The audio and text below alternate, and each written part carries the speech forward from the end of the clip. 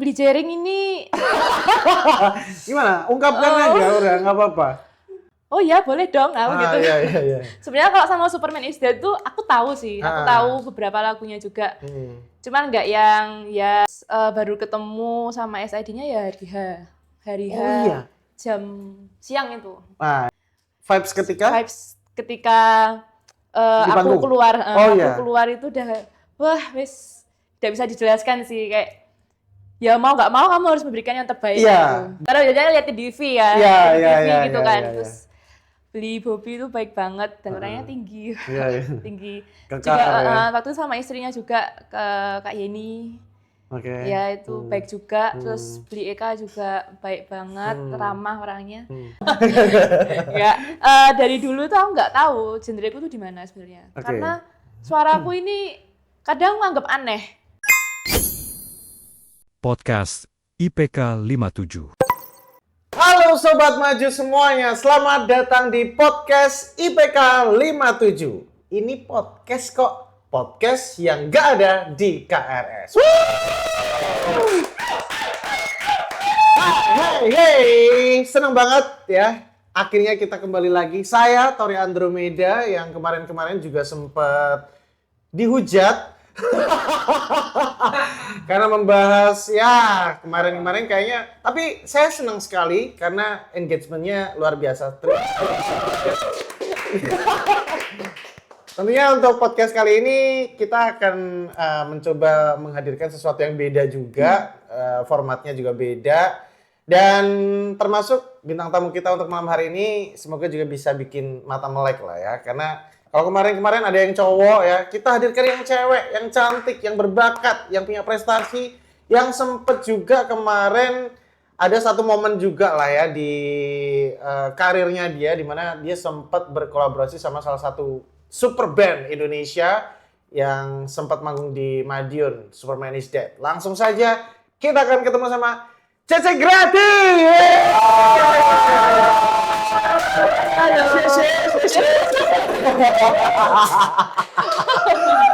Cece, terima kasih sudah mampir ke IPK 57 ya. Cantik sekali. Gimana? Melek kan Bu? Ya? Melek kan? Besok lagi ya. Tiap hari boleh ya? Tiap hari boleh. Kita hadirkan yang seger-seger, yang cantik-cantik pokoknya. Tapi tentunya nggak cuma cantik aja. C Greti ini juga, saya manggilnya C Greti aja ya, karena memang terlihat sekali ya packagingnya sangat looksnya sangat cindo sekali ya. Jadi tidak hanya cantik tapi punya prestasi, punya bakat juga. Jadi C Greti ini penyanyi yang kemarin sempat diajak kolaborasi sama Superman is Dead. Keren banget. Tapi sebelum itu mungkin biar teman-teman lebih kenal lagi ya kan. Siapa sih C Greti ini, mungkin bisa diperkenalkan sedikit. Ya oke. Halo teman-teman semua. Ya terima kasih sebelumnya buat Kak Tori dan juga tim di sini sudah mengundang saya untuk podcast. Perkenalkan, nama saya Greti Yan Ari Dewi, biasa dipanggil Greti. Saya umur 24 tahun dan orang Madiun sih, tapi domisili sekarang di Caruban. Caruban? Iya. 24 tahun, berarti C Greti ini lahirnya 2001. Oke. Status? Ya. maksudnya belum menikah jelas. Belum menikah jelas, tapi punya pacar atau enggak? Taken. Ya. Sementara ini ya, sementara sih. Ya maksudnya kan we never know what the future brings ya kan. Kita tidak akan pernah tahu apa yang masa depan akan beri ke kita. Maksudnya kita tetap berharapnya tetap langgeng-langgeng aja. Berapa tahun pacarannya? Ya baru setahun ini sih. Oh, baru setahun. Oke. Kegiatan sehari-hari? Aku marketing sih di kayak vendor event gitu. Oke. Vendornya ya kayak rigging yang panggung gitu. Terus sound system, terus kayak lighting. Uang kamu dan banyak sekali ya. Amin. Marketingnya aja, amin. Ya. Sama di Caruban nanti bakalan ada cafe estetik. Oh ya? Ya, tapi ini masih dalam tahap renovasi. Jadi nanti ya doakan cepet selesai lah. Yang bikin dirimu juga? Ya tuh kan, banyak duitnya dia tuh, banyak duitnya. Amin. Jadi tidak lepas dari dunia entertain ya, dalam arti kan ya Yes, apa namanya betul betul. pemenuhan rigging dan panggung itu kan juga bagian dari showbiz, dari event kayak gitu-gitu. Tapi tetap kayaknya passionnya tetap nyanyi dong ya. Ya betul. Nah, nyanyinya sejak kapan, C? Sebenarnya kalau nyanyi itu kalau bakat sudah diketahui sama Pak Mah itu udah dari kecil. Cuman dulu kan biasanya paling kalau nyanyi di gereja. Oh, di kalau dari gereja, kecil, Sunday service. Ya, terus kayak sekolah-sekolah Worship gitu. Ya, okay, terus okay. sempet off karena ya fokus sekolah sih, fokus sekolah. Terus akhirnya di 24 kemarin, tahun 24 kemarin, bulan Oktober pas September ya, aku lupa, ada yang kontak buat kayak nyanyi-nyanyi gitu, ngisi di kafe. Oh, gitu. Cuman belum rutin. Oh, belum yang reguleran banget gitu. Oke. Terus akhirnya ya berjalan sampai sekarang. Dan sekarang udah reguleran di salah satu kafe juga. Udah sering, maksudnya udah ada jadwalnya rutin gitu ya. Oke. Terus, nah ini yang menarik ya bahwa kita langsung aja ke salah satu momen yang buat saya sih luar biasa itu. Karena saya ada di lokasi juga waktu itu kan. Jadi Cek Reti ini waktu itu menyanyikan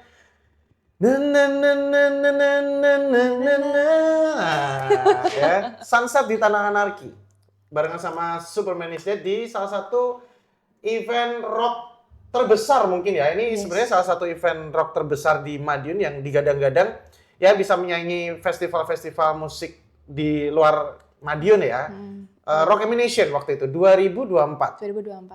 Piye J, kok iso nyanyi karo SID ceritanya tuh ya apa? Cindo tuh ya apa gitu. Tiba-tiba muncul Cindo. Iya. Isa apa enggak itu? Gimana? Ini sangat tidak terduga ya Kak ya. Waktu itu juga ini karena bantuannya Kak Pramons. King Pramons. King, siap King. Waktu itu aku ketemu sama Kak Pramos nih di sebuah kafe juga, tapi sayangnya sekarang ditutup. Iya. Ya itu tebak sendiri ya. Gak mau sebut namanya. Nah waktu itu Kak Pramos lagi reguleran di kafe itu dan aku datang ya main gitu. Terus seperti biasa kalau aku main di kafe itu kan kalau ada live musiknya aku pasti ngisi 1-2 lagu gitu. Ya bukan yang sebagai musisinya bukan. Tapi kalau ya, ketika customer aja. Ya ditodong nyanyi lah. Ya. Waktu itu aku nyanyi 2 lagu dan waktu Kak Pramos nih selesai reguleran jam 11 kan waktu itu terus aku juga pengen nih kenalan sama Kak Pramos. Aku baru kenal itu. Terus Kak Pramos nih cerita, tadi kamu nyanyi aku video loh, nggak apa-apa ya gitu. Terus oh iya nggak apa-apa sih, ini ada temanku yang butuh soalnya. Hah? Butuh? Ini lucu ya. Bahasamu Pram diperbaiki lagi ya. Ini udah videoin cewek ya kan. Terus bilangnya tuh ini ada temenku yang butuh. Ya antara butuh apa cari aku lupa. Oke. Ya gitulah pokoknya. Terus bersama aja cari apa gitu loh. Ya terus ini loh apa temenku tuh ini apa pokoknya intinya Superman is Dead tuh mau datang ke Madiun. Butuh vokal cewek buat lagunya yang ya pokoknya buat backing vokalnya lah gitu. Ini kamu tak kirimin ya videonya siapa tahu cocok gitu. Oh iya boleh dong aku gitu. Iya. Sebenarnya kalau sama Superman is Dead tuh aku tahu sih, aku tahu beberapa lagunya juga. Cuman nggak yang ngikutin lah. Iya. Tapi waktu dia ngomong Superman is Dead karena itu mungkin terlalu cadas untuk kamu. Iya. Biasanya cewek-cewek dengerinnya apa sih? Apa ya, Malik, Raisa gitu-gitu ya. Nah ini Superman is Dead gitu. Nah terus oke, boleh lah, nggak apa-apa dikirim videonya gitu. Terus 2 minggu itu berjalan, nggak dikabarin dan aku cari-cari info kan. Oh kamu sempat berharap juga berarti? Atau nothing ya, tulus out? Dong, sama artis kok. Iya dong. Kan kamu kayak nothing tulus out, apa kepilih juga puji Tuhan, nggak juga nggak apa-apa gitu. Ya sebenarnya nggak berharap banget tapi ya namanya siapa yang nggak mau kolaborasi kan sama artis gitu kan. Nah 2 minggu tuh jalan nggak dikabarin terus aku kan cari info tuh kapan acaranya 14 Juni seingatku. Juni apa Juli? Juli. Masa Juli? Ya masih ingat aku. Ya itulah pokoknya tanggal 14 itu ini udah awal bulan. kok nggak dikabar-kabar, kayaknya nggak deh gitu. Hmm.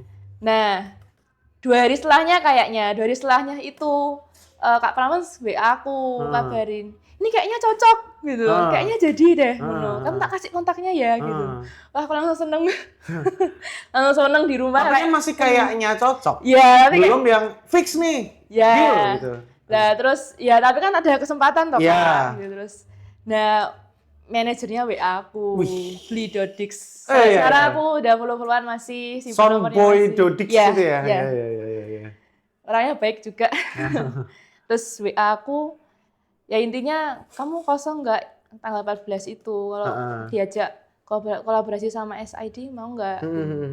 Ya mau lah, ya mau lah, langsung gercep jawabnya. Ya udah akhirnya oke. Gitu. Berarti emang sebenarnya sudah melalui proses kurasi juga ya waktu itu, sehingga pada akhirnya manajemen SID bilang oke, kamu nih gitu kan? Ya harusnya seperti itu ya. Terus waktu itu singkat cerita latihannya gimana waktu itu?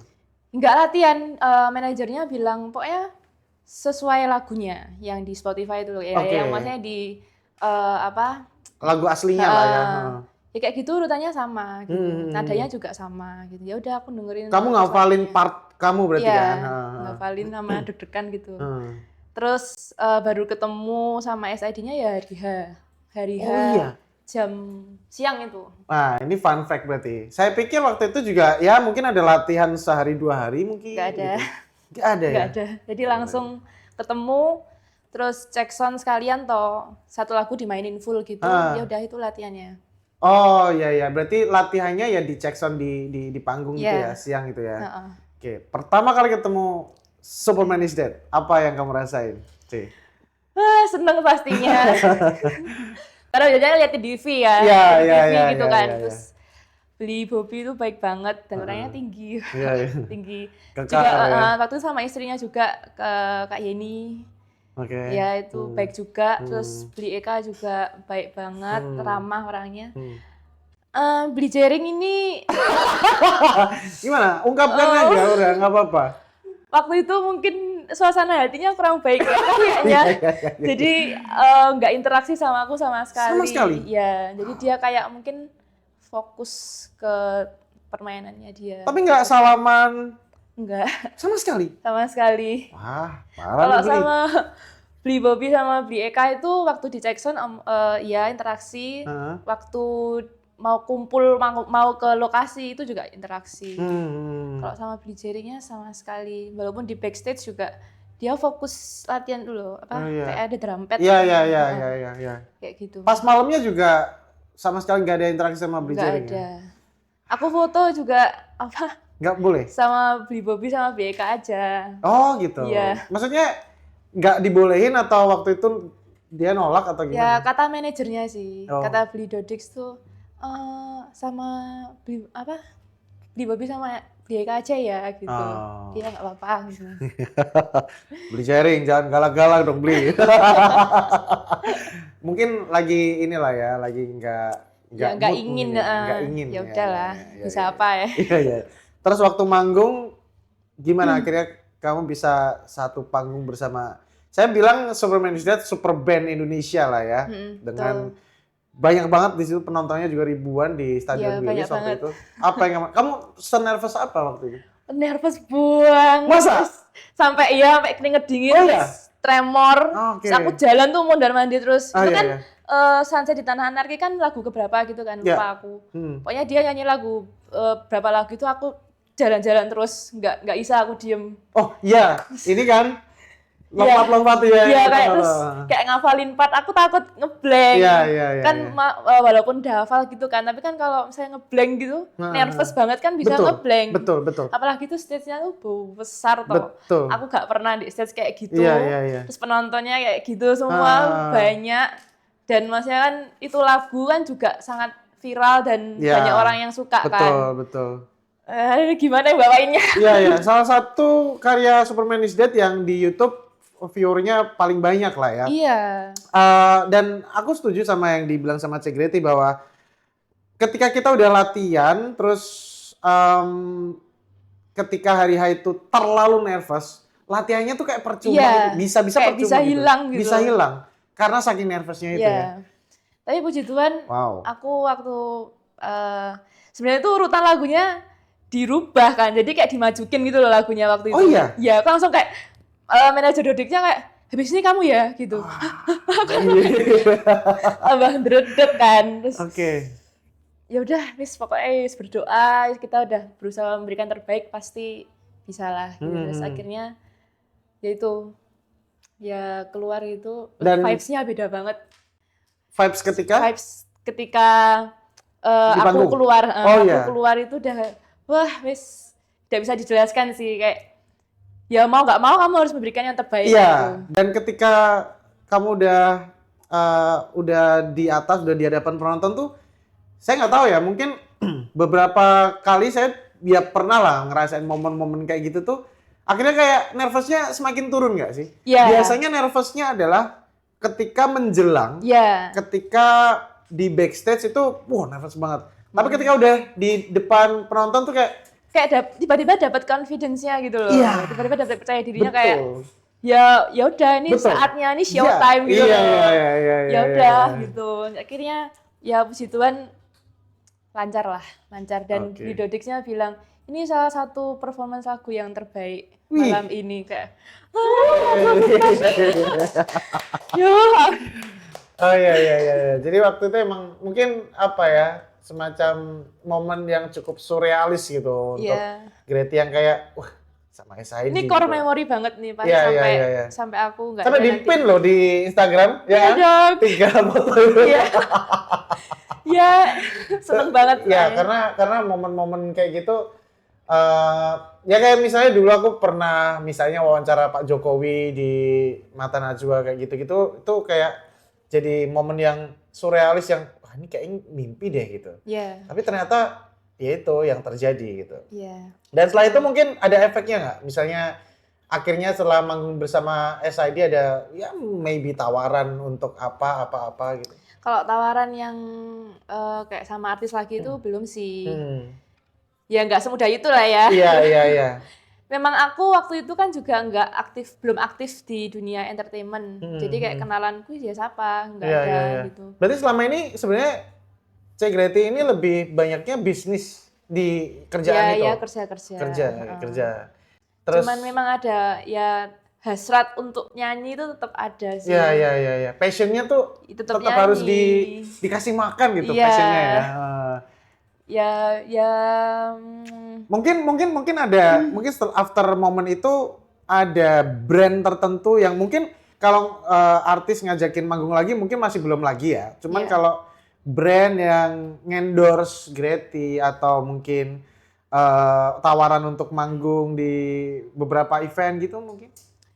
Kalau endorse di luar hal entertainment ya itu ada sih, tapi biasanya masih barter gitu kayak biasa. Karena aku memang nggak fokus di content creator kan. Iya. Nah terus kalau manggung di event gitu sejauh ini sih belum ada. Cuman kayak kenalannya mulai banyak. Mulai banyak kenalan gitu ya. Ya udah aku nikmatin aja lah proses kayak gini. Termasuk sama saya ini juga baru kita ketemu pertama kali loh ini ya. Enggak sih. Dua kali. Cuman kayak ngobrolnya baru kali ini. Dan ternyata Cek Grety ini pas tak undang ke podcast IPK 57 ini juga se-welcome itu gitu. Thank you banget lah ya. Thank you. Kirain sombong gitu ya? Enggak ya? Enggak. Udah kok ada ridersnya itu. Harusnya nggak perlu lah disiapin. Asik, ya. Ada ridersnya buat Grety gitu.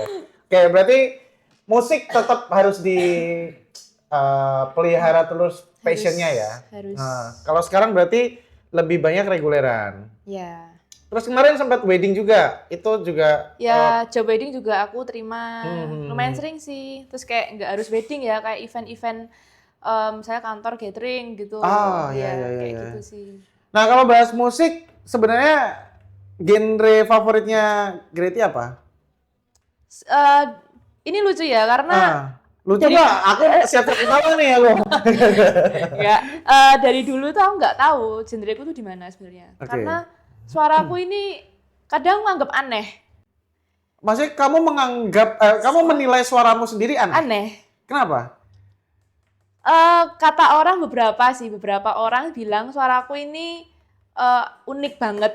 Oke. Jadi kayak gimana ya? Kalau misalnya aku nyanyi, dengar suaranya gitu, udah tahu kalau itu aku gitu loh yang nyanyi. Misalnya orang dengar suaranya, misalnya ada orang dengar nyanyi gitu ya.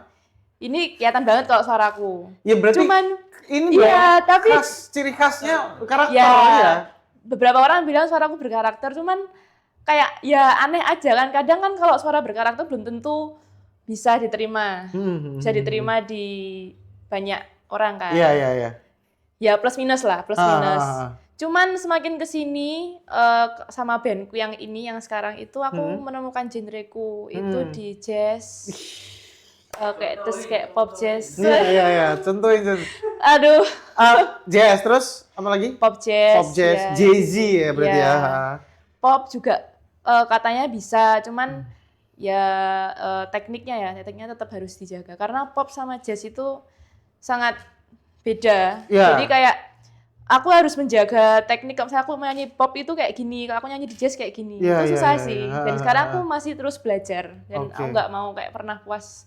Aku harus terus belajar sih kayak gitu. Tapi kalau ngomong berarti ini sebenarnya genre yang bukan disenengin sama Greti awalnya, tapi akhirnya ditemukan, gitu kan? Sebenarnya kalau jazz tuh aku sangat tertarik dari dulu. Cuman aku nggak pede aja, masa aku nyanyi jazz gitu. Kayak suaraku nih apa cocok di jazz gitu. Kayak jadi lady jazz gitu. Iya, kayak alah paling yo nyanyi-nyanyi pop biasa lah paling gitu.